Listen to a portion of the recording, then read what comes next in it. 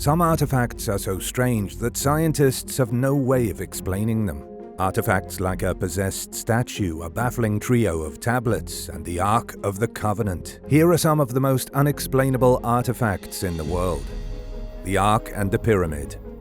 What if the Ark of the Covenant is connected to the Great Pyramid of Giza? Or taking it a step further, what if the Ark of the Covenant was a power device used to supply the pyramid with energy? It might sound outrageous, but hear me out for a minute. Scientists recently identified anomalies within the Pyramid of Giza that they can't understand. They found thermal anomalies indicating what might be lingering energy in the stones of the great structure. Scientists also identified empty pockets inside the pyramid that are highly suspicious. These empty pockets looked like they once held something, but that something is now gone. What if the empty chambers within the pyramid were used to hold certain devices that transformed the structure into an enormous battery?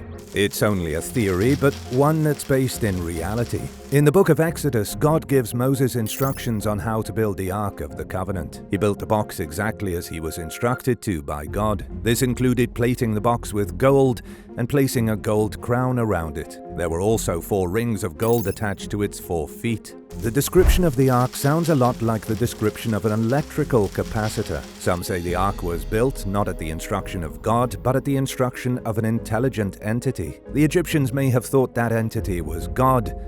Then the Ark was put into the pyramid, likely with other powerful artifacts, and was used as a massive energy capacitor. And now for number 7, but first it's shout-out time. I wanted to give a big thank you to Elizabeth Warman and Kama Doyle for supporting this channel. Be sure to subscribe if you haven't already for more videos about amazing discoveries, or dinosaurs, or unexplained artifacts. We have it all. The Sunstone. Out of all the artifacts that have ever been found belonging to the Aztec civilization, the Sunstone is one of the most epic, but it's also one of the most difficult to understand. The discovery of the stone dates back to December of 1790. This thing was uncovered long before archaeologists started combing through the ruins of the Aztec Empire. In the central plaza of Mexico City, the Zocalo Square, the Sunstone was found buried under 300 years of mud. It must have gotten lost after the Spanish conquest of Mexico in the 15th century. Then, 3 centuries later, when it was uncovered, it was moved into the Metropolitan Cathedral, and it stayed there until 1885, when the Aztec Sunstone was placed into the National Museum of Anthropology, where it remains to this very day. The purpose of the stone makes it a baffling enigma. It was carved from solid lava about 500 years ago. The stone weighs an incredible 24 tons and is 3 feet thick. It's about the size of a bank vault door. But what was it used for? Well, unfortunately, the experts don't know. But take a look at this stone, let me know what you think. Was this a sacrificial altar? Or was it a sundial or a calendar? Experts do know a few things about the mysterious stone. It accurately predicts solar eclipses. The figure in the center of the stone is the Aztec god of the sun, Tonatiuh, who's seen holding a human heart in each hand. His outstretched tongue may look like he's playing around, but it's really a ghoulish sign that's meant to represent ritual sacrifice. His outstretched tongue is really a blade for cutting out human hearts. The rotating statue. At the Manchester Museum in the UK, there was an Egyptian statue that kept spinning by itself. The small statue was believed to be cursed because it continuously spun on its axis in its display case without any human interference. The strange little statue was carved 4,000 years ago and was then placed into a mummy's tomb. The mummy's name was Nebsanu, and the statue was made in his image. It was an offering to the god of death, the mighty Osiris. But after the statue was taken from the tomb, it was donated to the museum by a private collector in the early 20th century. It only stands about 10 inches tall and looks completely harmless, and yet it seemed to be moving on a glass shelf of its own free will. This was a big deal in Manchester in 2013 when the mystery was revealed. People flocked to the museum to see the cursed statue, and speculation ran wild. There were rumors that it had been cursed by an Egyptian god, but another popular theory was that the spirit of Nebsanu himself had been transferred into the figurine. Campbell Price, an Egyptologist from the museum, encouraged the hearsay by telling news outlets that the statue could be haunted. Campbell explained that in ancient Egypt it was believed if a mummy was destroyed, its spirit could flee into the statuette of itself. So the spirit of a 4,000-year-old Egyptian may have been stuck in the statue. But scientist Brian Cox gave a more worldly explanation for the spinning statue. Brian said the statue likely moved due to differential friction. The stone of the statue and the glass shelf caused subtle vibrations, making the statue turn in a slow circle. Yelling Stone. The Yelling Stone is one of the most important Viking artifacts in Denmark. It's a mysterious piece of history that's connected to a powerful Viking queen you may have never heard of before. The stone was commissioned by a name familiar to everyone around the globe. Danish King Harald Bluetooth had the Yelling Stone built around the year 965 AD. It was right at the end of the Viking Age when Harald Bluetooth had successfully brought Christianity to Denmark. He was called Bluetooth because rumor has it there was one big blue ugly tooth in his mouth. His name ended up being used for the Bluetooth technology, and even if you don't know the history of the Danish king, most everyone knows his name. It's quite the impressive legacy he's left behind. The great stone was carved in the town of Jelling and was placed between a pair of enormous burial mounds. The writing on the stone was carved in the runic alphabet, chiseled by a steady hand.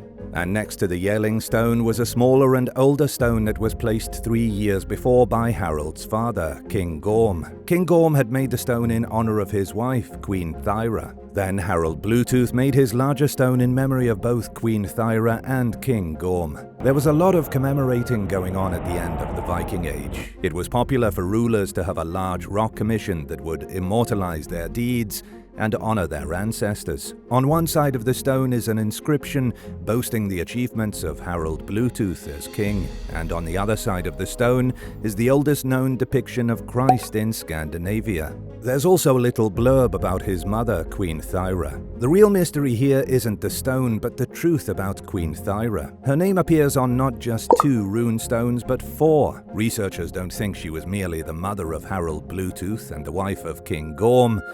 She must have been someone far more important. Researchers believe if they can ever find out who Thyra was, they can put together the full history of how Denmark formed as a nation. It's believed that she likely came from an old and very powerful family. She may have been the entire reason why King Gorm became the first true ruler of a unified Denmark. Queen Thyra may have been the most important woman in Denmark at the end of the Viking era. The Lost Copper Age. A strange copper artifact was recently discovered on the Welsh island of Anglesey that could change British history. The island of Anglesey is ancient, having been home to people since at least 5,500 years ago. But Stone Age people likely lived on the island much earlier. During a recent excavation led by Dr. George Nash, researchers found a Neolithic chambered tomb on the island. It was built with only a single room intended to bury one person in 3500 BC. The site itself was first found in 1723, when the tomb still stood upright. But nobody cared about archaeology back then. So the stones were incorporated into a boundary hedge. The site is currently in ruins, but the team was able to dig down and find some significant features.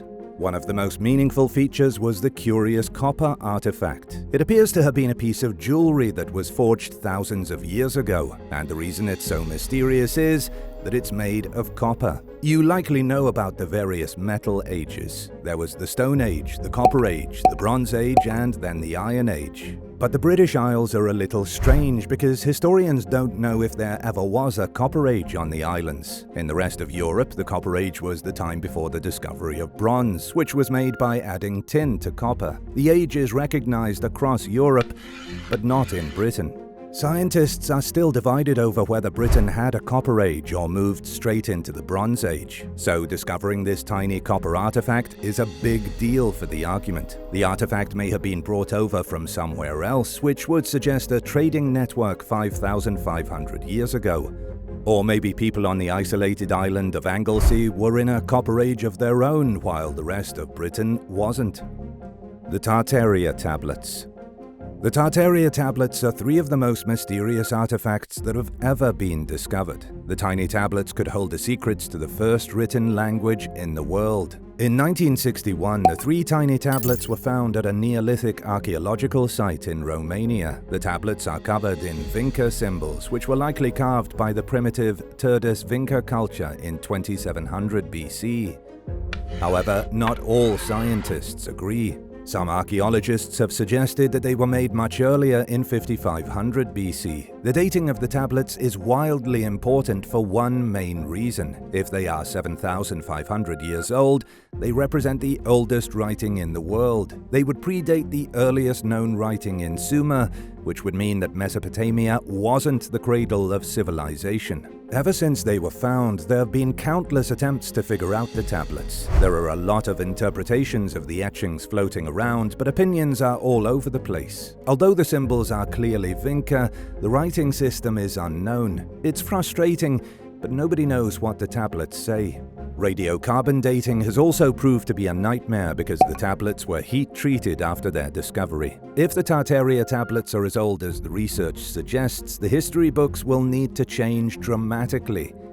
It could be that civilization flourished first in Europe, specifically Eastern Europe. The written word may have been created in Romania, then adapted by civilizations in Mesopotamia. The Haunted Doll. There's an artifact in Florida that's undeniably terrifying. A haunted doll. He's a fake boy in a sailor suit that's known to cause car accidents, divorces, and misfortune beyond measure. The doll's name is Robert, and he currently lives at the Fort East Martello Museum in Key West. He's 117 years old, meaning he's been terrorizing people for well over a century. At first glance, he just looks like a boring old doll.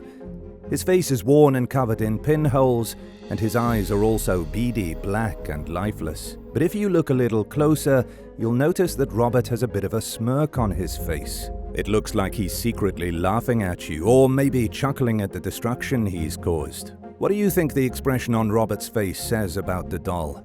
Robert first appeared at the museum in 1994. He was the property of an eccentric artist named Robert Eugene Otto.